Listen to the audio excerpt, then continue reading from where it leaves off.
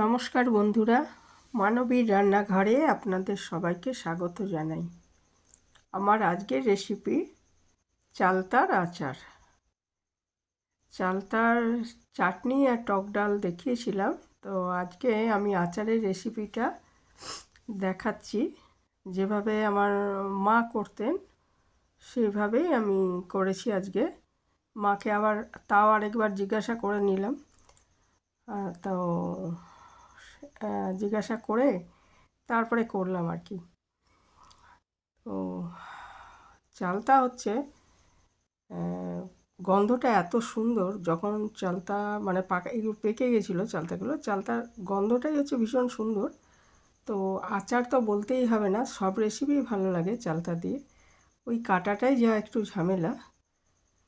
তো এইভাবে এই চালতা আমি কেটে নিচ্ছি। আগে কেটে জলের মধ্যে রাখতে হবে আর নুন দিয়ে ভিজিয়ে রাখবো 10 মিনিট মতো সমস্ত। তাহলে কী হবে, চালতার মধ্যে একটা কষ ভাব আছে সেটা চলে যাবে।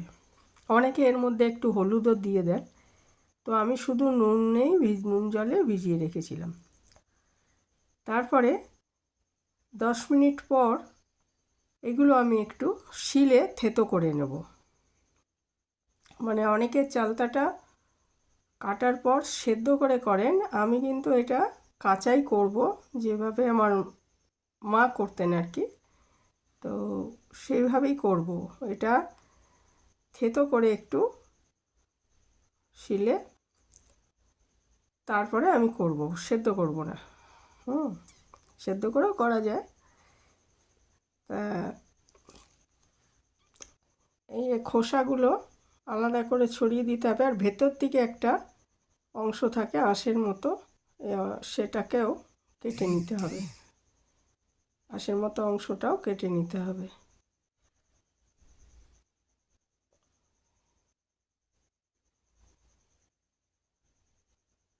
আর চালতা তো আমাদের স্কুল লাইফেও বিক্রি হতে দেখেছি, যে আচার যারা বিক্রি করতে আসতেন স্কুল গেটের বাইরে তাদের কাছেও দেখেছি।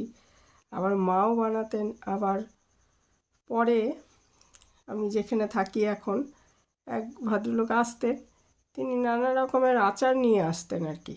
তো তার মধ্যে চালতার আচারটা থাকতোই। তো এখন আর তাকে দেখি না, আসেন না আর।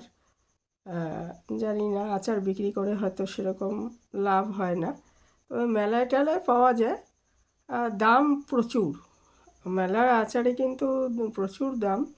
তো নিজেরা যদি করে নিয়ে যায় অনেক সস্তায় করা যায় এটা। তবে সব জায়গায় চালতা পাওয়া যায় না। আমাদের এখানে কাছের বাজারটা মাঝে মধ্যে পাওয়া যায়, মাঝে মধ্যে বলতে এর একটা টাইম আছে, এই টাইমের সময়ের কথাই বলছি আমি। আর দূরের বাজারে গেলে সেটা পাওয়া যায়। তবে এটা কিন্তু আমি এটা অনলাইনে আনিয়েছিলাম, বিগ বাস্কেট থেকে আনিয়েছিলাম আর কি। তো অনলাইনেও পেয়ে যাবেন যেখানে পাওয়া যায় না। তো এদিকে আমি ওটা 10 মিনিট ভিজিয়ে রেখেছি, আর এখানে একটা মশলা তৈরি করে নিয়েছি। সেটা হচ্ছে 1-1.5 চামচ মতো আমি পাঁচফোড়ন নিয়েছি, 1 চামচ মৌরি নিয়েছি, আর 1 চামচ হচ্ছে জিরে নিয়েছি, আর 2টো শুকনো লঙ্কা নিয়েছি। তার মানে পাঁচফোড়ন, জিরে, মৌরি আর শুকনো লঙ্কা, এটাকে শুকনো খোলায় ভালো মতো ভেজে নেব। তারপরে এটা একটু ঠান্ডা করে এটা আমি গুঁড়ো করে নেব। আমি শিলেই গুঁড়ো করেছি, এটা গ্রাইন্ডারেও গুঁড়ো করে নিতে পারেন। পাঁচফোড়নের মধ্যেই মেথি আছে, আর না হলে পাঁচফোড়ন না থাকলে মৌরি, অল্প মেথি আর জিরে এগুলোও নিতে পারেন। আজ পাঁচফোড়ন হলে তার মধ্যে তো মেথি, কালো জিরে অল্প অল্প থাকেই, মৌরিটা বেশি থাকে। তারপরে আমি ওইদিকে চালতাটা কিন্তু থেতো করে নিয়েছি শিলে, আর এদিকে একটু থেতো করে নিতে হবে কিন্তু টুকরোগুলোকে। আর এদিকে হচ্ছে ননস্টিক কড়াইতে আমি বড় 2 চামচ সর্ষের তেল নিয়েছি। সর্ষের তেলেই অবশ্যই করবেন, এটা অন্য তেলে ভালো লাগবে না। আর 2টো শুকনো লঙ্কা আর 1 চামচ পাঁচফোড়ন আমি এটার মধ্যে ফোড়ন হিসাবে দিয়েছি। ফোড়নটা ভাজা হয়ে গেলে এর মধ্যে থেতো করে রাখা চালতাগুলো দিয়ে দিলাম, চালতার টুকরোটা দিয়ে দিলাম, দিয়ে আমি 7-8 মিনিট মিডিয়াম আঁচে খুব ভালো মতো ভেজে নেব। দিয়ে দিচ্ছি একটু পরিমাণ মতো নুন, হাফ চামচের একটু বেশি দিয়েছি, আর অল্প হলুদ দিয়ে 7-8 মিনিট এটা ভেজে নিচ্ছি। মিডিয়াম আঁচেই ভাজবেন, চড়া আঁচে ভাজতে গেলে এর মধ্যে যে একটু কষের মতো ভাব আছে বা আঠালো ভাব আছে সেটা হয়ে যেতে পারে, তলায় লেগে যেতে পারে, সেই জন্য মিডিয়াম আঁচে ভাজলেই ভালো হয়।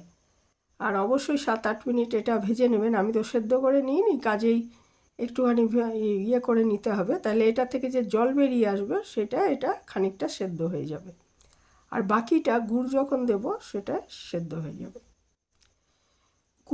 গুড়ে করব আর কি আচারটা, তো ইচ্ছা করলে এটা চিনিতেও করতে পারেন, তবে গুড়ে বেশ একটা অন্যরকম স্বাদ আসে আর কি। আমি আখের গুড় নিয়েছি, ইচ্ছা করলে ভেলি গুড় নিতে পারেন বা চিনি নিতে পারেন। আমি এটা আখের গুড়, ধরুন একটা যদি চালতা হয় 200 থেকে 250 আখের গুড় দিতে হবে, তাহলে ভালো লাগবে আর কি। আখের গুড়টা দিয়ে আমি এটা, গুড়টা ভালো তাপ পেলে এটা গলতে আরম্ভ করবে। জল দেওয়ার কোনো প্রয়োজন নেই, জল দেবেন না। আর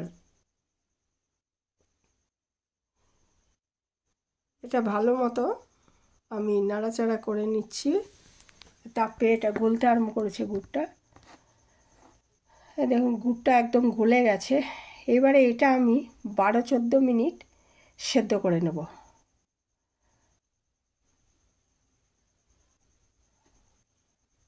এটা গুড়টা গলে যতক্ষণ না এই জলো ভাবটা চলে যাবে ততক্ষণ আমি এটা রান্না করব, মানে 14-15 মিনিট মতো লাগবে আর কি। মিডিয়াম আঁচেই করব, বেশি আঁচটা বাড়াবো না, মানে গুড়টা গলানোর সময় একটু দিতে পারেন আঁচটা চড়া, তারপরে কিন্তু এটা মিডিয়াম আঁচে করতে হবে, যাতে, আর মাঝে মাঝে নেড়ে দিতে হবে যাতে লেগে না যায়। মাঝে মাঝে আমি নেড়ে দিচ্ছি, তাহলে এটা সেদ্ধ হয়ে যাবে চালতাটা, আর আচারটাও তৈরি হয়ে যাবে। 14-15 মিনিট এইভাবে রান্না করার পর আমি আঁচটা বন্ধ করে দিচ্ছি। আঁচটা বন্ধ করার পর এর মধ্যে যে আমি গুঁড়ো মশলাটা করে রেখেছি, ভাজা মশলাটা, সেটা মিলিয়ে দিলাম। আঁচটা বন্ধ করার পরেই কিন্তু এটা দেবেন। আর একটু মানে ঝোলা ভাব রয়েছে, এটা কিন্তু একদম শুকিয়ে যাবে, যখন ঠান্ডা হয়ে যাবে তখন শুকিয়ে যাবে, কাজেই এই অবস্থায় বন্ধ করে দিতে হবে, কারণ এটা মানে টেনে নেবে আর কি, এটা হবে না, ওই ড্রাই, আরও বেশি শুকাতে গেলে বেশি ড্রাই ভাব চলে আসবে। তো তৈরি হয়ে গেল আমাদের অত্যন্ত সুস্বাদু চালতার আচার। যদি বেশি দিন রাখতে চান তাহলে একটু ভিনিগার মেশাতে পারেন, আর মাকে তো দেখেছি মাঝে মাঝে রোদে দিতেন, ভিনিগার মেশাতেন না।